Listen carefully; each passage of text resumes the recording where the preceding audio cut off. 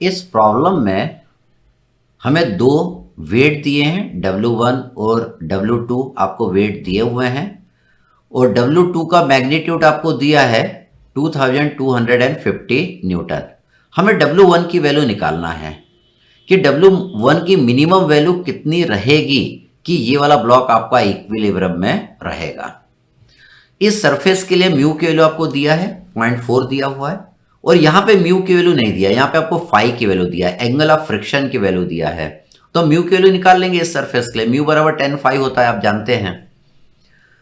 तो हमें इस प्रॉब्लम को अब सॉल्व करके W1 minimum weight of this block निकालना है। तो देखिए हम किस तरीके से सॉल्व करते हैं। हम थोड़ा डायरेक्शन ऑफ फ्रिक्शनल फोर्स सोचें।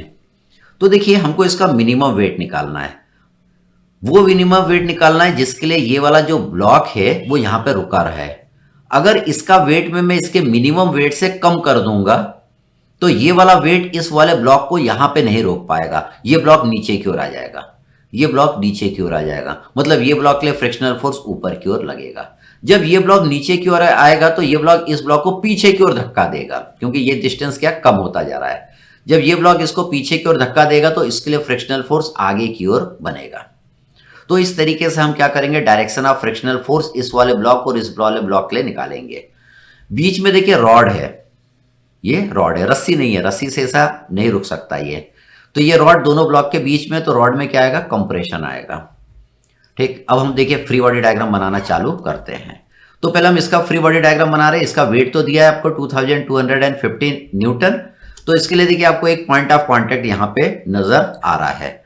तो देखिए मैं पॉइंट ऑफ कांटेक्ट दिखाता हूँ इसके लिए, ये है। इस पॉइंट ऑफ कांटेक्ट में दो फोर्सेस लगेंगे, एक तो लगेगा नॉर्मल रिएक्शन, सेकंड लगेगा फ्रिक्शनल फोर्स। तो आप फ्रिक्शनल फोर्स का डायरेक्शन निकालना समझ गए हैं।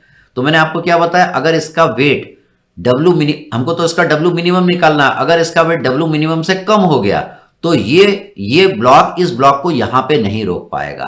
तो ये ब्लॉक किधर आ जाएगा, ये ब्लॉक आपका नीचे की ओर आ जाएगा। ये ब्लॉक नीचे की ओर अगर आएगा मतलब इसके लिए फ्रिक्शनल फोर्स किधर बनाएंगे, हम इसके लिए फ्रिक्शनल फोर्स ऊपर की ओर बनाएंगे। ये फ्रिक्शनल फोर्स कितना लगेगा, ये फ्रिक्शनल फोर्स μr1 लगेगा। तो यहाँ पे μb लेना पड़ेगा, तो यहाँ पे फाई दिया है, हम म्यू निकाल लेंगे। यहाँ पे ये रॉड है, रॉड में कंप्रेशन आएगा। रॉड में क्या आएगा, ये रॉड दोनों के बीच में, तो दोनों ब्लॉक इसको कंप्रेस करेगी।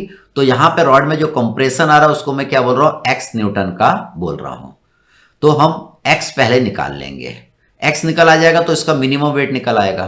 ठीक, तो x निकालने के लिए देखिए हमने इसका फ्री बॉडी डायग्राम बना लिया है। अब फोर्सेस को रिजॉल्व करना पड़ेगा, इनके हॉरिजॉन्टल और वर्टिकल कंपोनेंट का अलजेब्रिक सम जीरो करना पड़ेगा। तो इसका हमको पहले एंगल निकालना है। तो देखिए इसका ये वाला एंगल हमको निकालना है कि ये एंगल कितना आएगा। तो हम क्या करेंगे, यहाँ पे हम देखेंगे, हम यहाँ पे रेफरेंस लाइन ले लेंगे। ये टोटल 90 डिग्री है, ये 30 है, तो ये एंगल जो आपका आएगा ये वाला, ये आपका 60 डिग्री आएगा। ये 60 आएगा तो ये भी आपका 60 डिग्री आएगा। आप जानते हैं नॉर्मल रिएक्शन और फ्रिक्शनल फोर्स के बीच का एंगल 90 डिग्री रहता है। ये आपका 60 डिग्री है, तो ये जो आपका एंगल बनेगा ये आपका 30 डिग्री बनेगा। तो ये आपने एंगल निकाल लिया। अब आप इनको रिजॉल्व कर सकते हैं।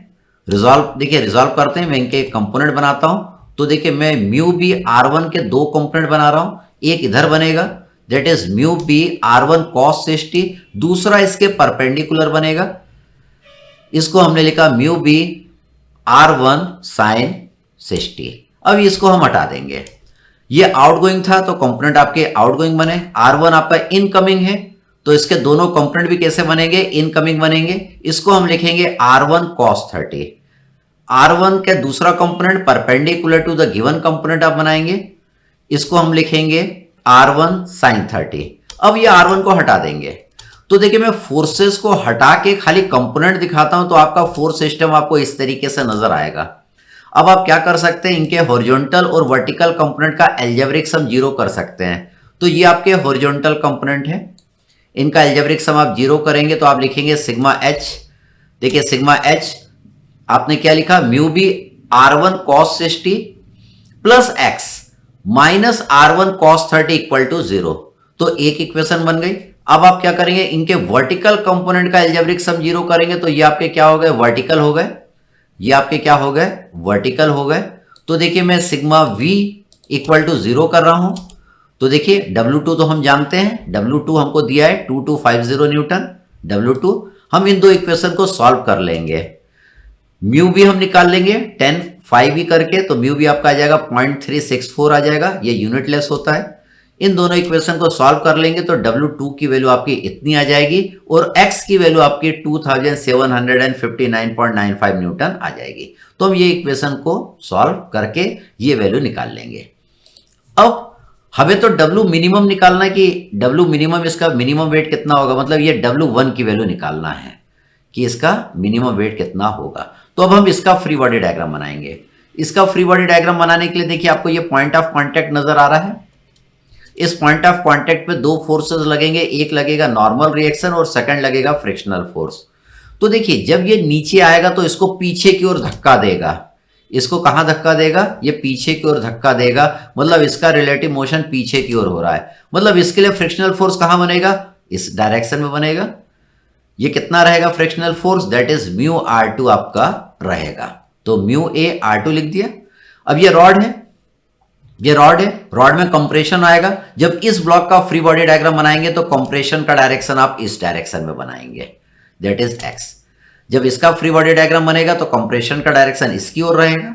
जब इसका फ्री बॉडी डायग्राम बनेगा तो कंप्रेशन का डायरेक्शन इसकी ओर रहेगा। इसको हम दूसरे तरीके से भी सोच सकते हैं। जब इस वाले ब्लॉक का फ्री बॉडी डायग्राम बनाएंगे तो ये वाला ब्लॉक इस पे फोर्स लगाएगा।